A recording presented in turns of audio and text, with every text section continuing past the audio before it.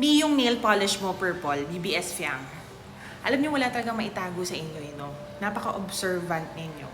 Pero sa totoo lang, ang tagal ko nang nanonood ng PBB, pero hindi ako nagko-comment about sa mga nangyayari dyan dito sa TikTok ko. Kasi I understand kung gano'n naka-toxic environment. And hindi pa ako sure. Para sa akin, nag-enjoy lang ako manood, nadadala ako pag may mga hanas-hanas, mga ganun, mga eksena, di ba? Pero ngayon, napapalapit na yung announcement ng big winner.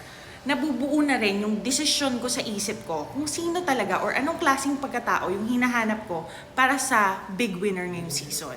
Ang gusto ko na maging big winner ay yung kilala niya yung sarili niya, kaya niyang panindigan yung mga desisyon niya, at alam niya kung anong ginagawa niya. Ang winner para sa akin is yung open siya for criticisms para ma-improve niya yung sarili niya. Tumataas na talaga yung emosyon ng mga taong nanonood ng PBB kasi papalapit na yung ending, di ba? Malalaman na kung sinong big winner.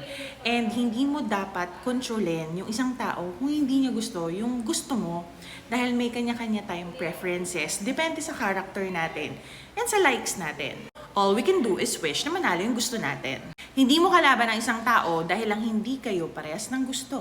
May mga nagtatanong din kung sino gusto namin manalo. Si Zoe Solid Fiang yan. To the point na gusto niya ng una na may mukha ni Ate Fiang daw niya para pag matutulog keme.